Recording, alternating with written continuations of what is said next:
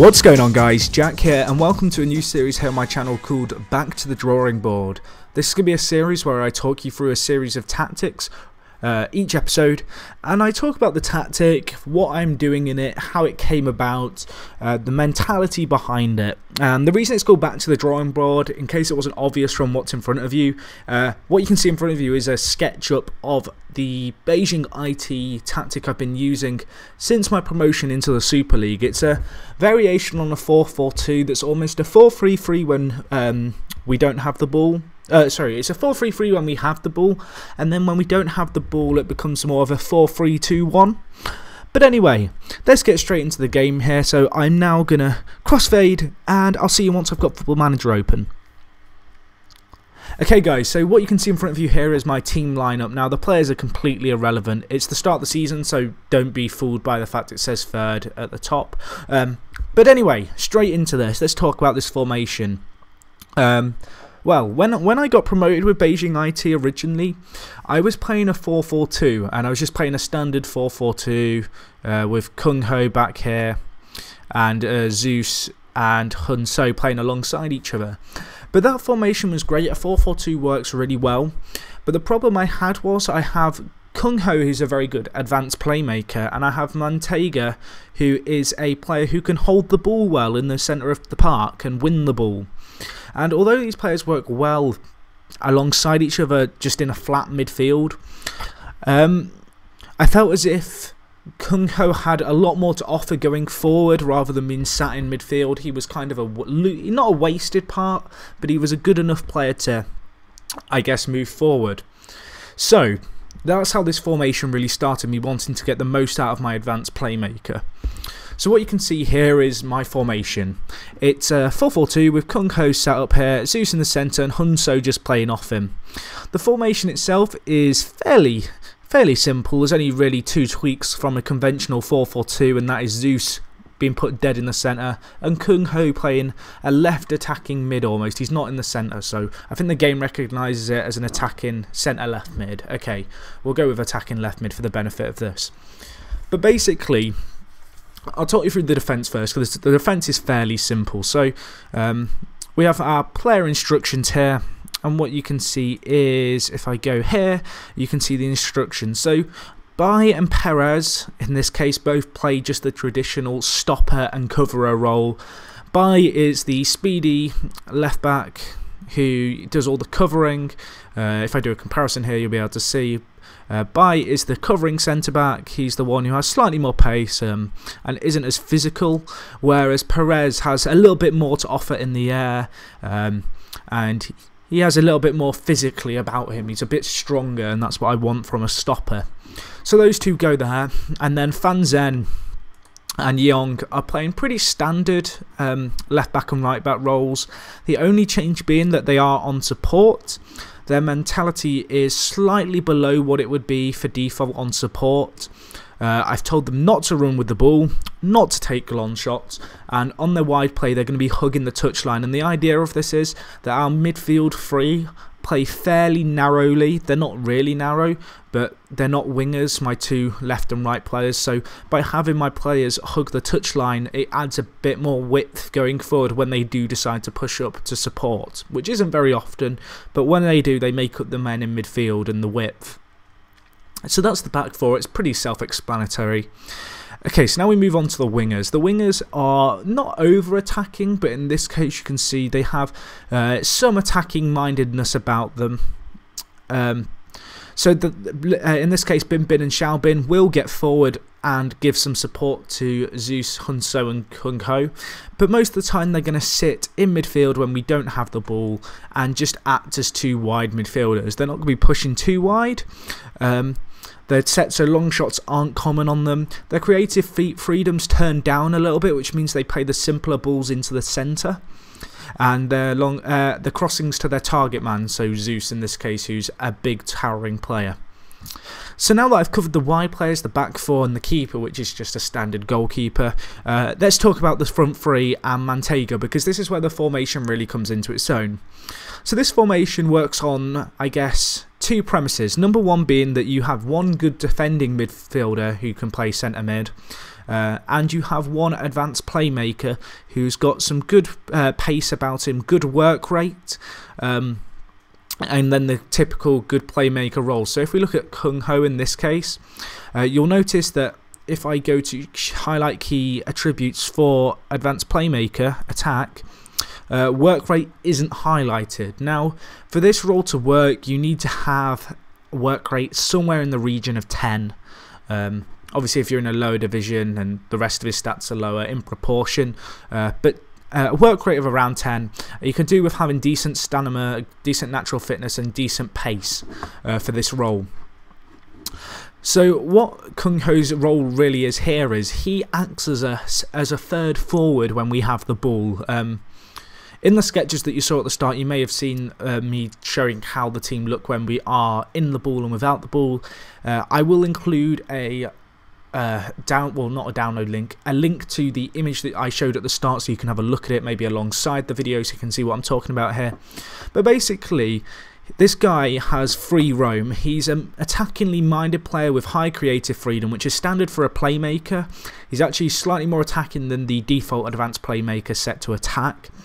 He has roaming from position, and what this means is, and I'll come on to this again in a second, is Zeus and Hunso, the way they're positioned, the main aim of them is to occupy the centre backs and create space. And what this means is that all the service to Kung Ho allows him to have more space. What's happening here really is Mantega's dropping off as the defensive ball winning midfielder to almost cover the back four. And what happens is their central midfielders push up onto Mantega, who's supported by the two wide midfielders. They will come and cover anyone in the centre. The fullbacks usually can just cover anyone on the wings. So you've got to imagine Binbin and Xiaobin move inwards like so when we don't have the ball. It's not quite as exaggerated as this, as I show it, but they kind of tuck inside to basically bait up the opposition's midfield. And what happens is we absorb a lot of the pressure, so their centre mids push up, but their defenders are forced to stay back because of Zeus and Hunso. I'll move on to their roles in a second in a bit more detail.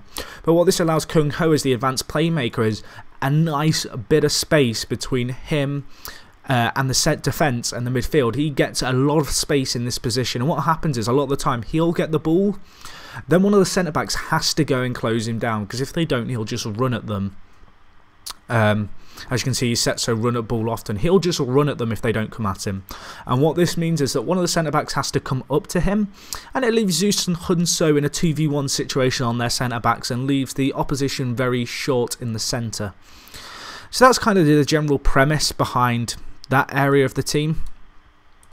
As for what's really happening here is basically this formation is all about creating space in the final third for our top men. So now I've talked a bit about Kung Ho as the playmaker, how he gets space, where his service comes from, and a bit about how this midfield defends when we do and don't have the ball. Let's move on to the two attacking players. Now in this case, Zeus and Hunso are both very good players. And I have these two guys set to swap position, and the thing about this is, so if I just quickly compare Zeus and Hunso, you'll see what I'm on about here, about how they switch roles. They're both very good players, but they have different kind of roles in the team. You can see how their stats vary. But what this means is they offer two very different threats. So when Zeus is the target man, he's a very physical presence. He's strong on the ball. He's not a slow player, but he's there. You can see he doesn't run with the ball too much. He tries the occasional through ball to his supporting forward or Kung Ho when he gets forward. He doesn't cross very often because he is in the centre of play and we don't want him pushing too wide. And he has a roaming role in the team. He will really look for space in the final third and look to stretch the defence. So with having it roam from position, when Kung Ho baits in one of the centre backs, it allows him, Zeus or whoever's playing as the central striker, to find a little bit of space on the ball.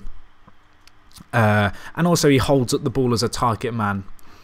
And then we come on to the deep lying forward, and what happens here really is when we don't have the ball, Mantega is almost a central midfielder in many respects in this formation, although it works better having him on the right for when Kung Ho does occasionally come back. But when we don't have the ball, it almost becomes this kind of shape in the midfield, and what this does is it really eliminates them being able to push through the centre. So this is what it's like when we don't have the ball, and then when we get the ball, Hunso makes a run up here, gets on the shoulder of the last man and really causes some problems. But anyway, moving on to what I was talking about a second ago, the difference between Hunso and a regular deep line forward is he doesn't close down the opposition ever. He will try and sit on the last man when we are maybe pushing the ball and they're just keeping it in their final third. He roams from position as well. This just allows him to get a lot of space. This is a very fluid tactic. I'll move on to the team instructions in a second, but this tactic's very fluid. There's no real shape to the top three. They just play where the space is. As for creative freedom, he has some creative freedom. He's very attacking minded. I've got long shots set to, I think that's actually the default for a deep line playmaker. I've got run with ball set to sometimes. I think it's on often normally. And through balls on often, which I know is different to the default deep line forward, and this is basically because he's able to thread through Zeus and Kung Ho, or alternatively Xiao Bin if he comes up to support, or Bin Bin from the other side. As for when he's on the wing, obviously he's slightly to the, I guess, a slightly wider forward compared to, I guess, a standard front two. He's set to cut inside, so he really will try and use his pace. In this case, it's Hunso. So this formation is really good for teams who have two forwards, one being a deep line forward and one being a target man. And if you've got an advanced forward and a ball-winning midfielder, or a defensive midfielder, or an anchor man, it works well. So it really revolves around those four positions. And as for wingers and the defence, you can pretty much play any defender and it's not going to impact this tactic too much. So moving on to the team instructions just very quickly. The style I've got it on here is fluid. This further reinforces the idea of the fullbacks, you know, occasionally moving out of position. And I guess the top three really being fluid and moving around, roaming from their positions and looking for the space wherever it is. We've got the strategy set to control. This is because when we're in possession of the ball, Bin Bin and Xiao Bin will push up and we're left with a very solid midfield, and because there's so much space, by passing it, it really kind of stretches out their defence and it enables us to find openings. Passing style is on default, creative freedom's on default. You can try that on more expressive if you've got more kind of talented players. In my case, I've got 3 very good forwards and 2 averagey wingers. I leave closing down on default. Tackling you can put on hard, that's another one that's kind of your own personal preference. Marking here, I like this on man marking because I guess if you're playing another team with a 4-4-2, I certainly recommend man marking, because what will happen is Manteiga will pick up one of the centre mids and Kung Ho will try and work back at times to just give some support if we're under constant pressure. As for crossing, I've just got it set to default. Roaming, more roaming. This just means Manteiga can kind of be a more free spirit in the centre and really look for sweeping up the ball when we're not in the ball and kind of going wherever he needs to be on his defensive duties. And then of course it helps with this top 3. We've got defensive line set to normal. Width is set to wide. It's not super wide, but wide enough for it to, I guess, stretch them. And then for tempo, just normal. So we're trying to keep the ball.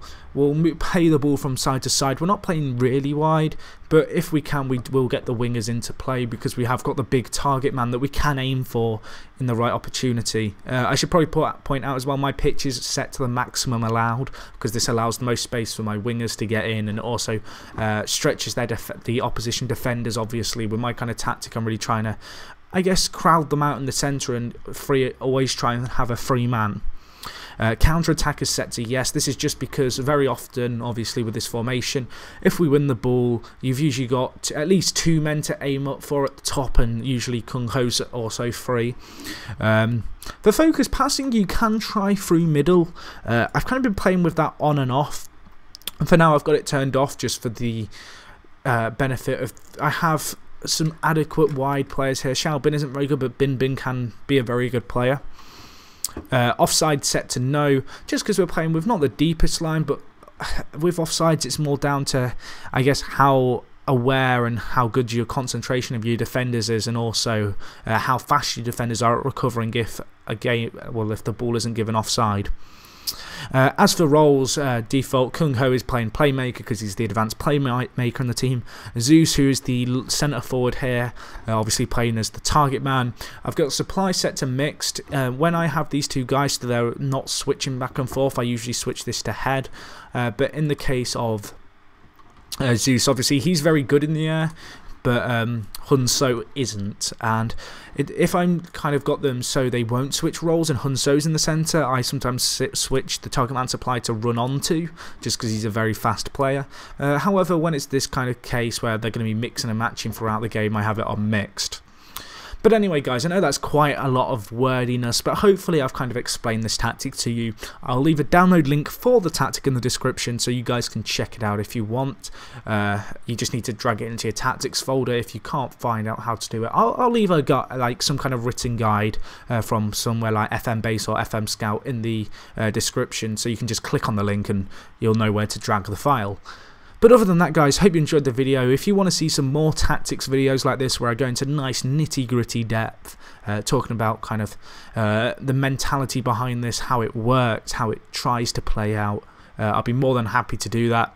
And other than that, if you could smash the the like button, because this video does take quite a bit of effort, that would be super appreciated. I'm probably going to post this on Reddit, so if you're on the Football Manager subreddit and you're watching this, let me know what you think over on the post that I will have made with this video. And other than that, guys, I'm out. Thank you for watching, and I'll talk to you guys in a bit.